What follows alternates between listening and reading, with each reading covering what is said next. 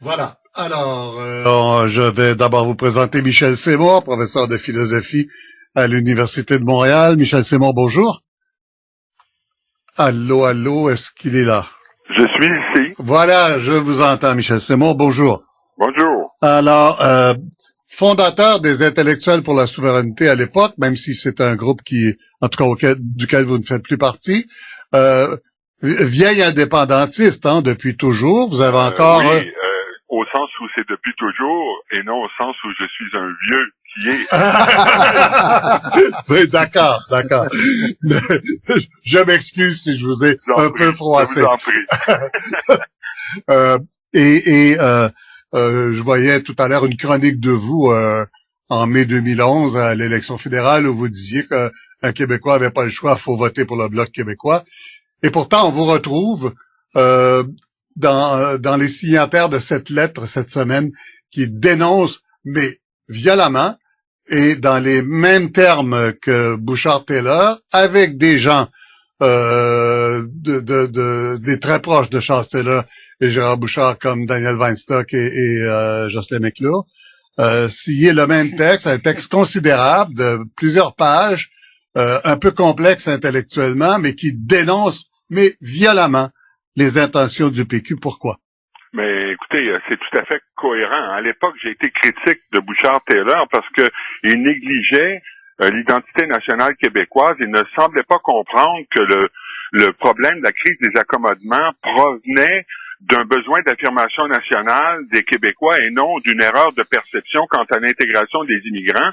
Alors, il me semblait qu'il leur manquait tout un pan et qu'ils auraient dû recommander, par exemple, justement des règles du vivre ensemble, une constitution interne pour le Québec et des recommandations comme ça. Alors, j'étais à distance de ce point de vue, mais je souscrivais à l'idée de la laïcité ouverte. De la même manière, maintenant, je distinguerais dans la proposition gouvernementale la nécessité de baliser les accommodements qui très souvent ne sont pas du tout raisonnables. Lorsqu'un mari dit que sa femme doit avoir un médecin féminin ou bien qu'il veut que son permis de conduire, il l'obtienne avec un moniteur masculin, je trouve ça, c'est des accommodements déraisonnables qui vont à l'encontre de l'égalité entre les hommes et les femmes. Là où le bas blesse, c'est là où je rejoins les signataires de ces pétitions, parce que j'en ai signé plusieurs, c'est le fait d'être incapable de laisser la liberté d'expression s'exprimer, exister dans le cadre de la fonction publique. C'est là où l'ennui apparaît chez plusieurs, c'est de l'exclusion. Si je comprends bien, il y a à peu près sur 80% de la proposition gouvernementale, et je pense que Charles Taylor l'a dit presque clairement comme ça à la fin d'une entrevue au début de la semaine, on s'entend, on admet que le gouvernement avait à établir des balises pour les accommodements, qu'il en propose, c'est une bonne chose, ça va guider les gens. Alors tout ça, ce n'est qu'une question de est-ce qu'on a le droit de porter le voile ou la kippa en public? Est-ce qu'on s'entend d'abord que en public, ça oui. D'abord en public, il n'y a aucun problème. Comme employé de l'État Voilà. ou comme représentant de l'État.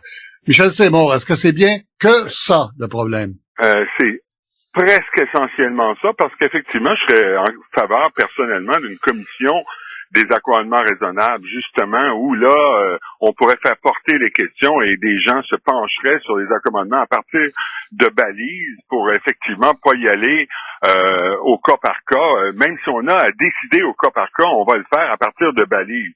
Alors, je suis d'accord avec ça, mais ce qui est fondamental, c'est effectivement la question de la liberté d'expression, confondre l'expression passive par un signe religieux, ça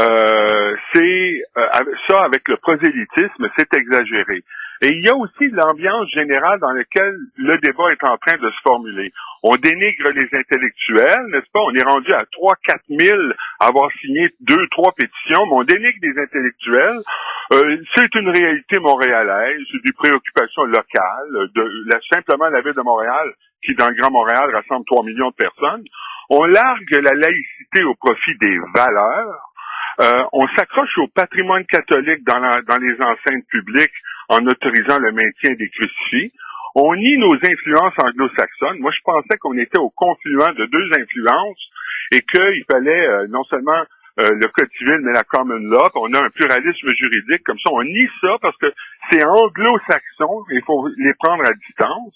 on tient un discours populiste de plus en plus, on exploite l'insécurité du peuple québécois et on vise la femme musulmane. Alors ça, bien sûr, il y a toutes sortes de qualificatifs qu'on a entendu exagérer. Attendez un peu là. C'est au moins un repli identitaire. Quand vous dites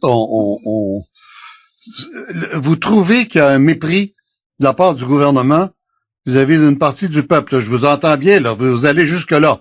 Dans les discours et les débats, là, parce que le gouvernement, il a lu son projet et c'est une chose, mais aux différents débats auxquels on assiste, les gens qui s'expriment, l'appui de la population, tout ça, l'allure que ça prend d'une manière générale, on peut finir par brosser le tableau d'une sorte de repli identitaire. Moi, je suis contre Trudeau, bien évidemment. Attendez un peu, un repli identitaire provoqué par les circonstances cette semaine ou voulu par le gouvernement? Qu'est-ce que vous dites? Je pense que depuis longtemps, là, depuis en fait Bouchard-Taylor et effectivement leur omission grave de ne pas avoir suffisamment tenu compte du besoin d'affirmation nationale des Québécois, les Québécois, majoritairement, se sont un peu braqués alors, et je les comprends d'une certaine façon, et dans tous les sondages, le moindre accommodement était refusé. Depuis quelques années, c'est comme ça. Et là, ça se cristallise de plus en plus. Malheureusement, le gouvernement exploite ça d'une manière qui m'apparaît pas prometteuse parce qu'elle se fait sur le dos de certaines minorités identifiables par leurs signes religieux, alors que les signes religieux catholiques, eux, peuvent très bien se porter secrètement. Mais dans le cas du crucifix à l'Assemblée nationale, c'est Duplessis qui l'installe en 1936 pour signifier son accord avec l'Église. Oui. C'est une volonté politique qui est signifiée par ce crucifix-là. C'est pas un patrimoine comme la croix du Mont-Royal ou les croix du chemin. Oui. Là-dessus, le gouvernement a peut-être fait des amalgames. Écoutez, moi, ce que je note, c'est que dans l'esprit de beaucoup de Québécois, si on enlevait le crucifix, ce serait une sorte de reniement de soi. On peut intellectuellement juger que c'est dommage, que ça n'a pas de bon sens, que c'est historiquement non fondé, mais c'est comme ça, probablement, que ce serait reçu. Et je crois que si c'était reçu comme ça, tout le projet de loi sur la laïcité ou tout le projet de loi qui nous est présenté, il risquerait d'avoir un backlash encore plus problématique. Et donc, on reviendra à la case départ. Oui. Ce serait mal compris, à mon avis. Donc, je crois que les Québécois sont pas prêts en ce moment pour ça. Peut-être dans 10 ans, peut-être dans 5 ans, peut-être dans 20 ans, on aura ce débat-là. Mais je me souviens d'une motion unanime à l'Assemblée nationale en 2008. Je me souviens de Fatima Ouda-Pépin qui a dit « Il n'est pas question. C'est pas parce que on veut des accommodements raisonnables, on veut clarifier les choses qu'on va enlever pour autant le crucifix. » Alors, malheureusement, les deux questions sont imbriquées. C'est un peu malsain. Pour l'instant, moi, je pense qu'on n'est pas rendu là. Oui, Antonin Fournier. Et c'est, de mon point de vue, bien mal connaître notre histoire que de limiter ça simplement au crucifix. Parce que si on parle du crucifix et du legs de Maurice Duplessis, il faut aussi parler de notre drapeau. N'oublions pas que dans ce drapeau, en plein milieu du drapeau, il y a la croix catholique et que le drapeau du Québec a aussi été imposé par Maurice Duplessis. Donc, je trouverais ça un peu réducteur, si vous permettez, Monsieur Lacombe, que de résumer tout ce débat-là de nature très historique simplement à notre crucifix à l'Assemblée nationale. Il y a beaucoup d'autres patrimoines symboliques, étatiques, qui font référence à la religion catholique. Mais je pose la question à Michel Seymour. Est-ce qu'il faudrait changer le drapeau, Michel Seymour? Ben là, écoutez, mais ce que je note là dans ce que vous dites, c'est qu'il faut pas refuser les traditions québécoises parce que sans ça, c'est se régner soi-même. Mais pour ce qui est des gens pour qui la religion va de pair avec le port d'un voile, eh bien, eux doivent se renier soi-même. Et on dit, mais non, c'est pas simplement ceux qui portent le voile, c'est tout le monde. Voilà. Mais pour les catholiques, c'est beaucoup plus facile de porter la croix de manière discrète. Alors donc, s'il n'y avait pas le voile, on n'aurait pas cette interdiction qui est en train de s'imposer. Il y en avait avant, ça ne posait pas de problème. Et depuis que le voile est là, on veut maintenant les éliminer. Alors ça m'apparaît, moi, personnellement, assez problématique d'en arriver là. Oui, mais la différence, la démocratie doit s'arrimer à la justice. Oui. La démocratie concerne la majorité, mais la justice tient compte des minorités.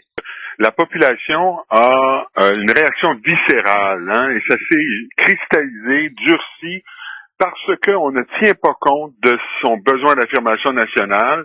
Je pense qu'il y a, la population est un peu coincée, l'indépendance n'était pas dans le paysage, la reconnaissance par le Canada est finie, et là on apprend que les minorités issues de l'immigration peuvent pratiquer leur religion, que la politique de multiculturalisme est enchâssée dans la Constitution, et là on se sent coincé, on se sent incompris, et il y a des gens qui viennent nous dire qu'on a des fausses perceptions, et qu'on voit pas correctement la situation pour se faire des remontrances. Michel Simon, vous l'avez signé ce texte-là.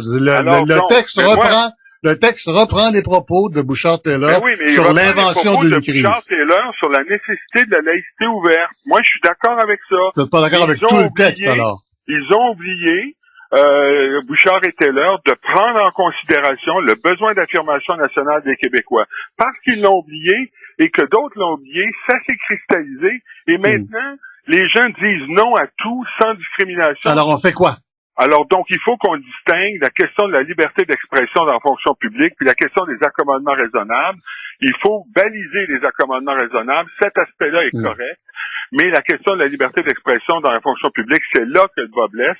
Et Michel David a eu raison dès sa première intervention après Drainville de dire, pensez-vous que ce ne sera pas une bonne idée de séparer les deux aspects de votre projet?